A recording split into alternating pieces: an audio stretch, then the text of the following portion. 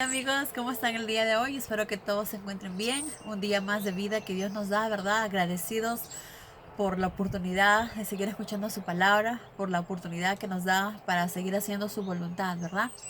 Bueno, hoy día continuando con nuestra lectura bíblica, nos toca leer Lucas capítulo 18, pero como siempre hacemos, vamos a orar porque necesitamos a nuestro Padre para que nos guíe en esa lectura, ¿verdad? Y bueno, para todo lo que hagamos en la vida es importante siempre la oración, pero sobre todo cuando vamos a leer su palabra, necesitamos mucho más de Él, ¿verdad? Bueno, cerremos nuestros ojos, por favor, para poder hacer la oración. Gracias, Padre amado, por este día. Gracias por darnos un día más de vida, de salud. Gracias por todas las bendiciones que nos das todos los días, Padre. Perdónanos también por nuestros tropiezos, perdónanos por nuestros pecados, Padre. Y guíanos día a día, Padre, con tu Espíritu Santo. Llena nuestra mente, nuestros corazones, nuestro hablar, nuestras acciones de ti, para poder hacer tu voluntad, Padre, para poder darte gracias en todo lo que hacemos.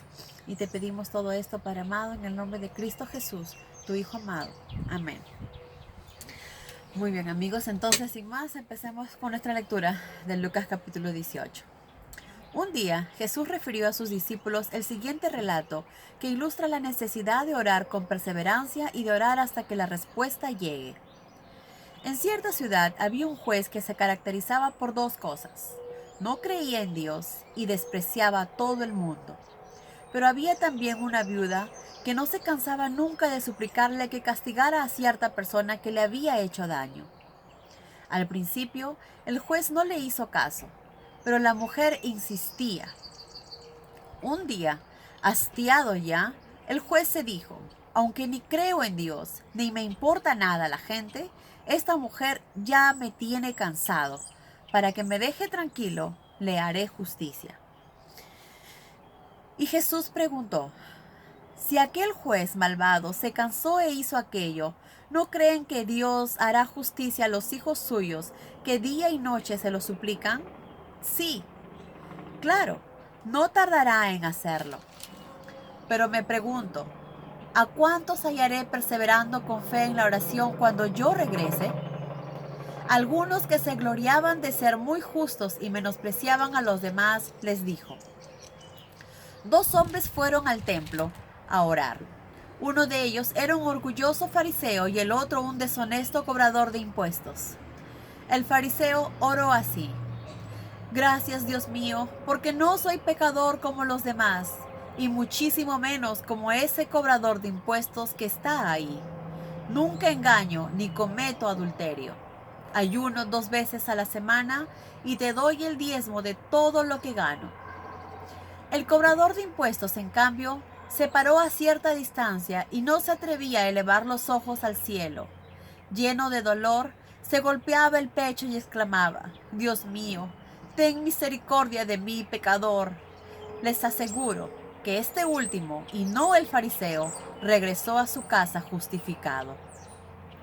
Porque el que se ensalza será humillado, y el que se humilla será ensalzado. Un día, los discípulos reprendieron a varias madres que trataban de acercarse a Jesús, para que bendijera a sus hijos. Jesús los escuchó e intervino. No impidan que los niños vengan a mí, porque de ellos es el reino de Dios. El que no tenga el corazón tierno y creyente como el de cualquiera de estos niños, no entrará jamás en el reino de Dios. En una ocasión, un jefe religioso judío le formuló la siguiente pregunta. Maestro bueno, ¿qué debo hacer para ir al cielo? ¿Por qué dices que soy bueno?, le preguntó Jesús. Dios es el único que es bueno. Pero bien, te contestaré.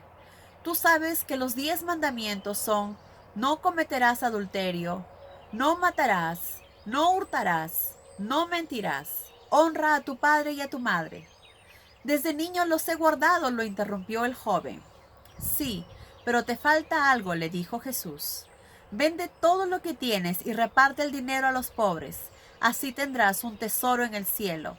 Cuando lo hayas hecho, ven y sígueme. Al oír aquello, se fue muy triste. Tenía demasiadas riquezas. Jesús lo vio irse y dijo a los discípulos: qué difícil le es a un rico entrar en el reino de Dios. Le es más fácil a un camello pasar por el ojo de una aguja que a un rico entrar en el reino de Dios. Si es tan difícil, ¿quién puede salvarse?, dijeron los presentes. Dios puede lograr lo que para el hombre es imposible, le respondió. Nosotros lo hemos dejado todo por seguirte, dijo Pedro. Sí, respondió Jesús, y cualquiera que deje casa, esposa, hermanos, padres o hijos por el reino de Dios, recibirá en este mundo mucho más de lo que ha dejado, y en el mundo venidero la vida eterna. Un día reunió a los 12 y les dijo: como saben, nos dirigimos a Jerusalén. Ahí se cumplirán las predicciones de los profetas referentes a mí. Me entregarán a los gentiles, se burlarán de mí, me afrentarán, me azotarán y por último me matarán. Mas el tercer día resucitaré. Los discípulos no entendieron ni una palabra de todo aquello. Para ellos era como un acertijo. Se acercaban a Jericó. Sentado junto al camino, un ciego mendigaba. Al escuchar el murmullo de la multitud que pasaba, preguntó qué sucedía y le respondieron que Jesús de Nazaret se acercaba.